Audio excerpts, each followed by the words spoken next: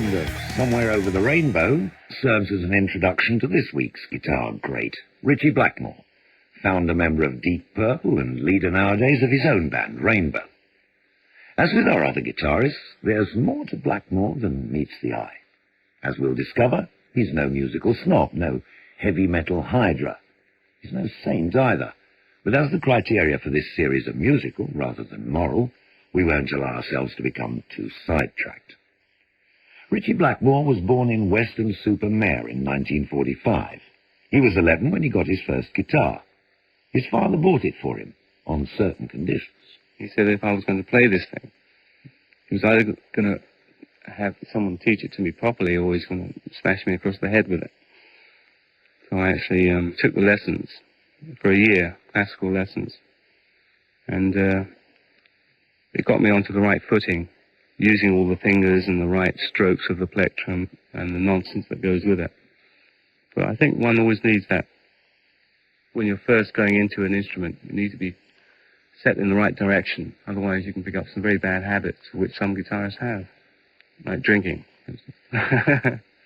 We haven't established just when it was that Blackmore took up drinking, but it's clear that he was to be given plenty of opportunity over the next few years.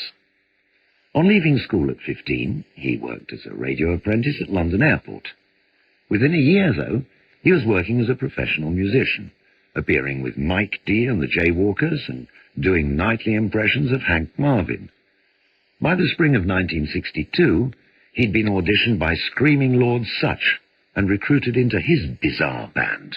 62, 63, we were into a very heavy kind of rock, hard type of Johnny Kidd and the Pirates, Screaming Lord Sutch with Savages. Very hard type of basic rock with a rhythm and blues bass. And then the Beatles came out and it was all harmonies, along with the Hollies. And one had to sing, and I didn't sing. I could hardly talk at the time. And so I was into just playing the guitar and very hard rock and roll, distorted guitar solos, of which were out of vogue at the time. It was all pleasant vocal harmonies. And that lasted about 4 years until Hendrix and the Cream. Nevertheless, his initial sojourn with such as Savages lasted no more than a few months before Blackmore found himself being singled out by record producer Joe Meek to join the Outlaws. The Savages actually kicked me out because I wasn't quite good enough. They had some really brilliant lead guitarists. One, I think, was Bernie Watson. And then Carlo and the bass player were going on to join Cyril Davis and the All-Stars. And I was left kind of to get on with something else.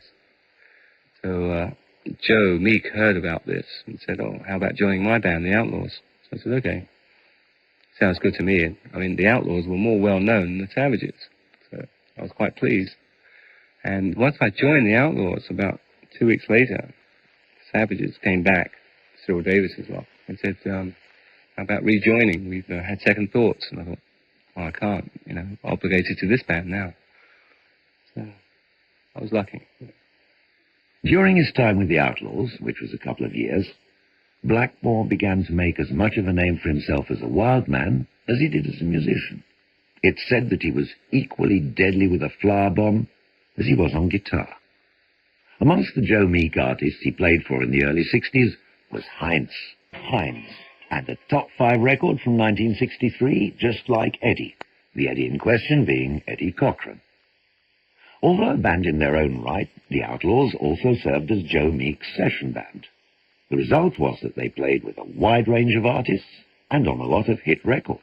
There was a point in time where I would put the radio on and I would, out of 10 records, there must have been 6 where the Outlaws were backing.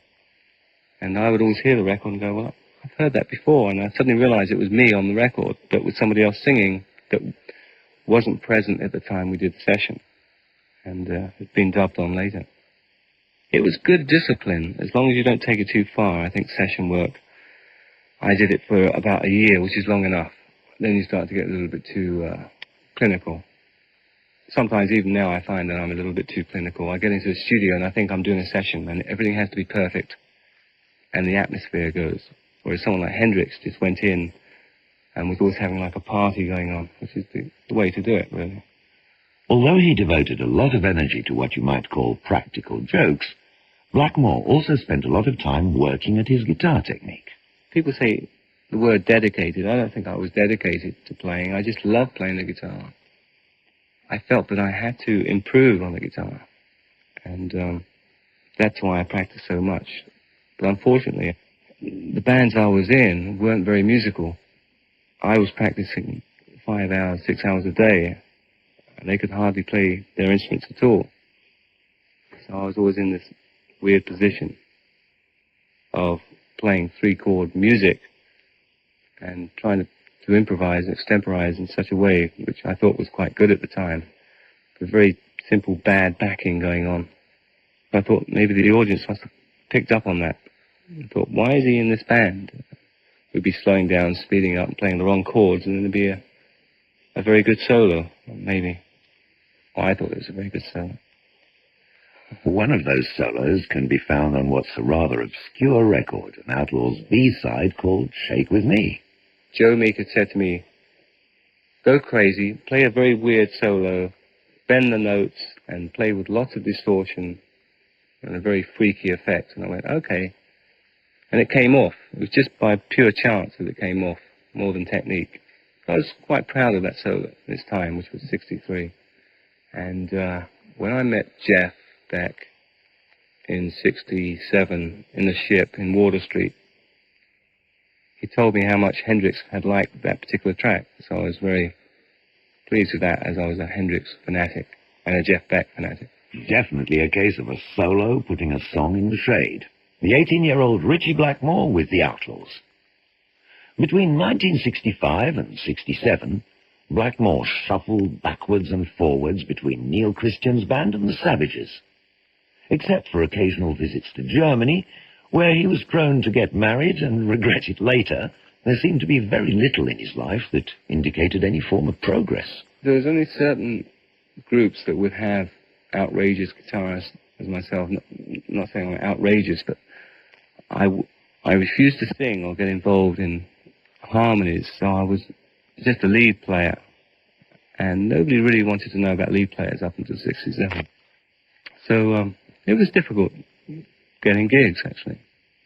Nobody really wanted to have a guitarist in the band. It was, can you sing and strum the guitar? No, but I can play some good solos. No, I'm sorry. We just want someone who can sing in the band. Blackmore was resident in Germany in 1967, doing little apart from toy around with a few ideas for bands of his own. It was, without doubt, his lowest ebb. Well, I was living off of in Morelones at the time. I had a woman working for me. Not really working for me, but she used to help me out. And I stayed there for the year. But I practiced about 6 or 7 hours a day. That's all I could do. There was nothing else to do other than practice and drink. And at the end of that year, I saw Ian Pace in the Star Club with the Maze, and I offered him the job. I said, would you like the job? He said, of course.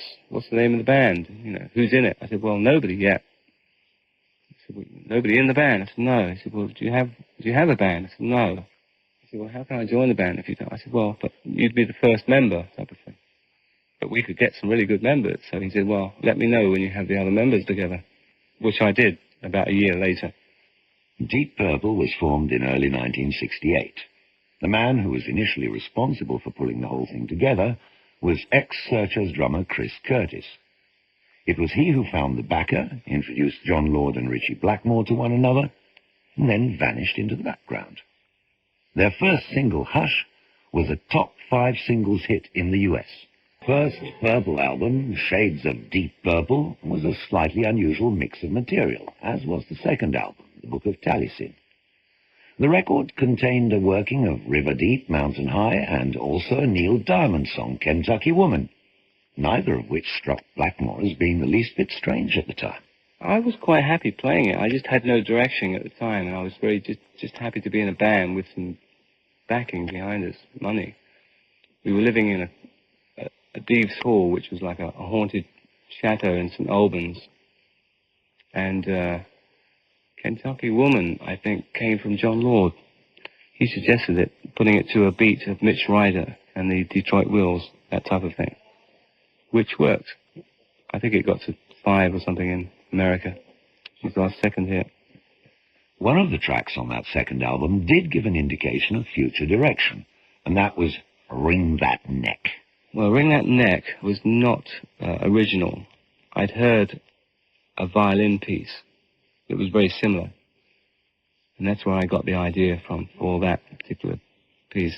And John wrote the E-flat run, which musicians amongst the audience might pick up on. Wring That Neck. After the third album, simply called Deep Purple and released in 1969, a shuffle took place in the band's lineup, with Roger Glover becoming the new bass player and Ian Gillan joining as vocalist. I saw Robert Plant sing once at Mother's up in Birmingham in 1970. And the minute I heard him sing, I knew we had to get another singer to compete with that. He was amazing. The singer we had was good, but he was a very low-key, kind of crooning type of voice, whereas suddenly I could tell the fashion was going to go to a screamer that had depth and a blues feel overall. This is why we got Ian in.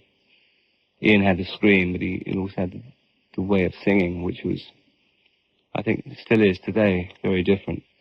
It has a lot of identity there.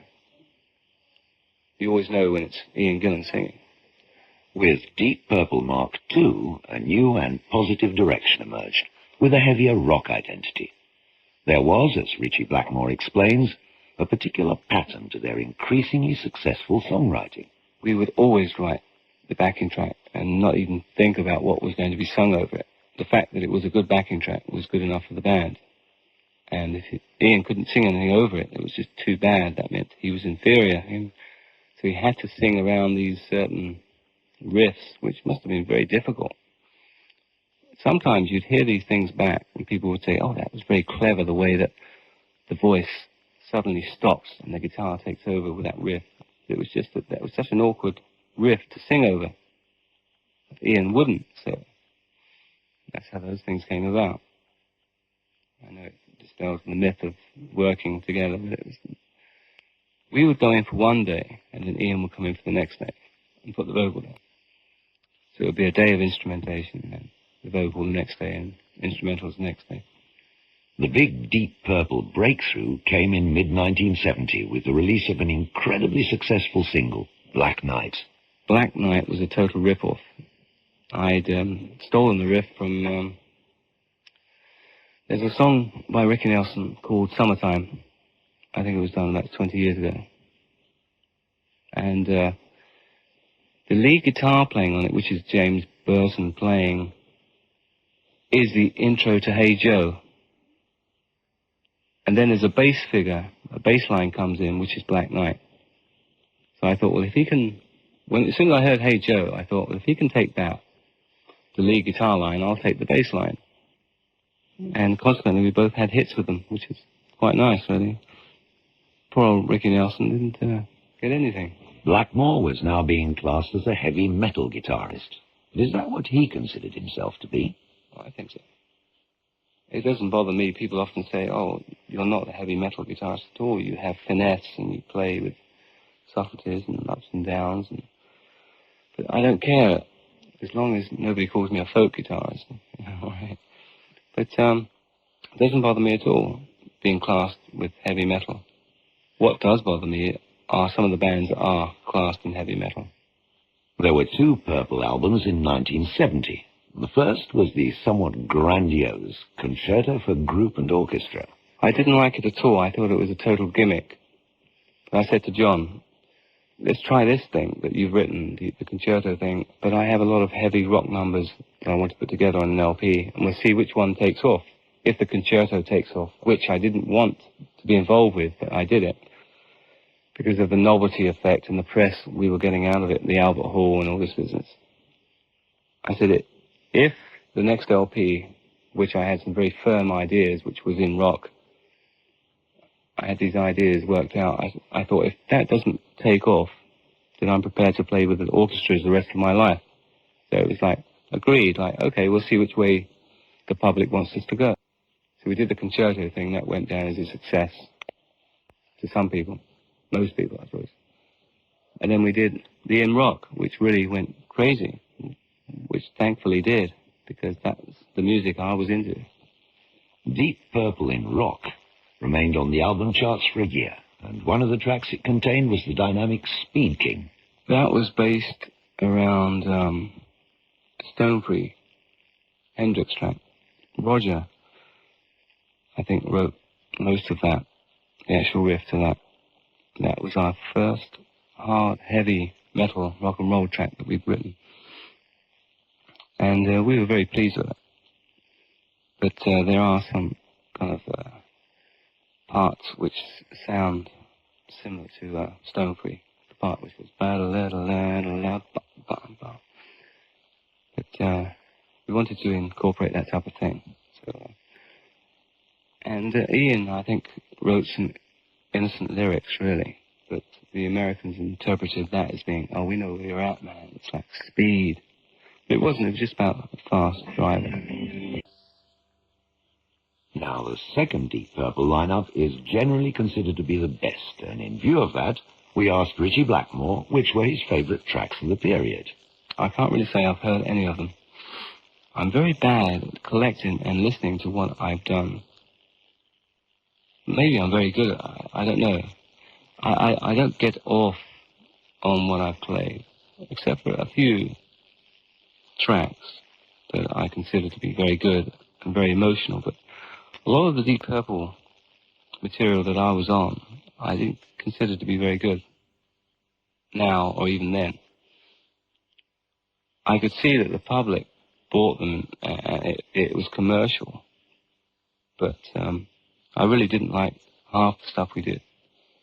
It would start off as a riff and something that I thought might go eventually into something which I liked, but it never did. It seemed to go tail off into something which was a little bit anticlimactic. But there again, I think that was me not being a perfectionist, me being me, just being bloody moody and going, I'm tired of this song within an hour of playing the riff. And by the time that I would hear the end result, I hated the whole thing. And it sounds strange, but I just didn't like most of what we put down, which is probably what keeps turning me on now, keeps pushing me on in the way that one day I'll be able to play something that I actually like. I think I've played about 5 tracks that I actually sit back and go, and that's good. But considering I've made about 15 LPs, that's not very good. Strange Kind of Woman was another hit single for the band, a band that in 1971 was riding on the peak of its success. But were there any obvious reasons for that success? Yes, there was. Basically enthusiasm. We were all very enthusiastic. The whole band was very musically inclined, I thought. Roger is an excellent catalyst. He's very good at putting things together, working through. Ian was a very good showman, a very good-looking guy, and also had an incredible voice. John was a very good arranger, very good musician in the old-school form, putting it down on paper. And I suppose I was the mad, moody, irritable guitarist that certain people could relate to. I worked upon that image because John had this gentleman image, the nice guy. I wanted to be the opposite, which is in my nature to be that way. I think you have to be yourself, otherwise the public see through. But I was embellishing it. I was blowing it out a lot. And I suppose that's why today a lot of people still think of me as the moody guitarist, of which I am. I'm proud of it. In 1972, Deep Purple recorded material in Montreux, Switzerland, for the Machine Head album. And an incident there, namely the burning down of the concert hall, provided the lyrics for one of their songs, Smoke on the Water. Blackmore recalls that he was lucky to escape with his life, as shortly before the fire began, he'd considered looking for a back room, all the better to spend some time with a young lady he'd just encountered. As it was, the recording of the track itself was not without incident. we did the whole thing in about 4 takes because we had to. The police were banging on the door, and we knew it was the police, but we had such a good sound in this hall. We were waking up all the neighbors for about 5 miles in Montreux because it was echoing through the mountains. And the police were there, banging on the door, wanting us to stop, but we wouldn't let them in, so they were like crashing their way through the door, and I was just getting the last part of the riff down, and we got it down.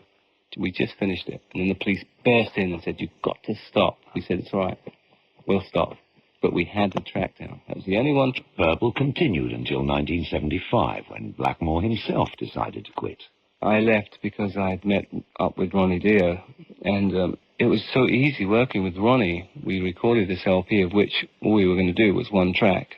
We ended up doing the whole LP in 3 weeks. So I was over the top about that.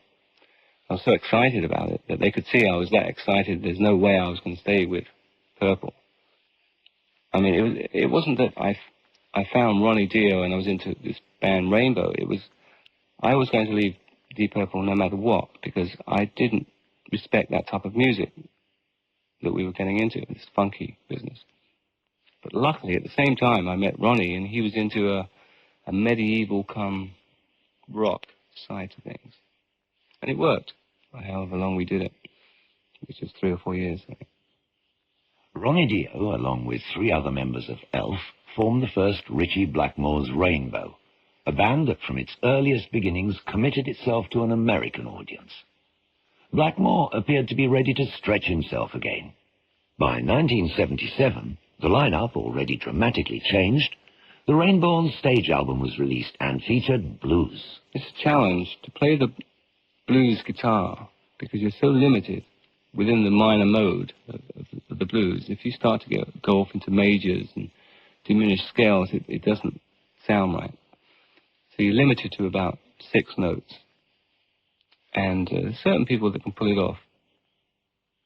I don't know who they are at the moment. It must be somebody. But it is very difficult within the blues frame to come up with something that's different. And that's what I find is a challenge with the blues. It's a case of slowing down and playing 3 or 4 notes very well with a very good vibrato, which is a lot more difficult than it would seem on the surface. When I started playing the guitar, I was after playing as fast as I could play. And then I got to the stage where I was so fast that people would say, "Yes, but you're going from A to B, but what are you seeing on the way? Nothing." And then that's true. But I did get from one end of the neck to the other in record time, but what's the point? So I started to slow down around about 67. After hearing Eric Clapton and Jimi Hendrix, I suddenly realized that the public were not interested in hearing fast guitars, as of Johnny McLaughlin style. Ritchie Blackmore's Blues from a live performance. Now, what about guitars? Has the choice been a problem for him? I'm very unadventurous when it comes to new guitars. I play the Fender guitar, and I have my own special concave wood effect on the neck. And I'm very satisfied with that. Same with amplifiers. People come up to me and say, "Try this, try that," which I don't, which is probably detrimental to me. I mean, I hear certain sounds, phasing and all sorts of things, which I should really try, but I never do. For some reason, I'm too busy either just practicing or thinking. Well, it's quite clear that Blackmore's thinking doesn't always extend to the lyrics of songs. This was his reaction when we asked him about a track from Long Live Rock and Roll called Kill the King. Lyrically, I have no idea what the lyrics are about. With Ronnie, I didn't know too much about the lyrics. They were very abstract, most of them, talking about demons and devils. The riff was just a very fast riff, which is my typical type of block chord in G type of riff, of which I must stop writing in the key of G. But Kill the King is just a very frantic, upfront, no-nonsense number. You either love the thing or hate it. I knew that when we were playing it. We were playing that particular number in a haunted chateau that had been haunted by Chopin in France. And it seemed to be very, very weird, the fact that we were doing this out-and-out rocker, of where we should have been full of melody, melodic content, and playing in a very sympathetic way to the way the chateau was, the environment of the place. But we were crashing out with Kill the King, which was disturbing all the residents around. But it's a very interesting number. Ritchie Blackmore's Rainbow and Kill the King. In 1979, with a lineup that included Cozy Powell on drums, Roger Glover on bass, Don Airey keyboards, and Graham Bonnet on vocals, Rainbow killed the idea that they were heavy rock elitists by recording the very successful single, Since You've Been Gone. I first heard it at my manager's house, and he said, "What do you think about this song?" I said, "It's a hit, let's do it." And he was totally, "What? You want to do it?" I went, "No, of course." So we did it. I think in about 2 takes, because Cozy hated it, Cozy Powell. And it was released, and it was a hit, of which we knew all along. But it was a way of getting in, our foot in the door, and getting a broader public. But at the same time, we weren't letting the side down, because I Surrender is a similar type of song. I'll always stand by those songs. They're great songs. People say, "How can you do that? How can you sell out?" You're a heavy metal guitarist that's known to be uncommercial. That's rubbish. I'll play anything if it has a good melody, even if it's Over the Rainbow by Judy Garland. If it has a good melody, that's all that matters. And that's why one of the reasons I did Since You've Been Gone, I thought it's an extremely good melody. And I think it's a very good song. And I listen to it now, and I'm quite proud of it. I'm more proud of that song than I am with some of the Deep Purple songs that were kind of underground hits. Things like Woman from Tokyo. I can't stand things like that. Although in his earlier days, Blackmore had sometimes practiced guitar all day long, he now finds that other things dictate just how he spends his time. I practice more mentally. I think that's an easy way out of that one.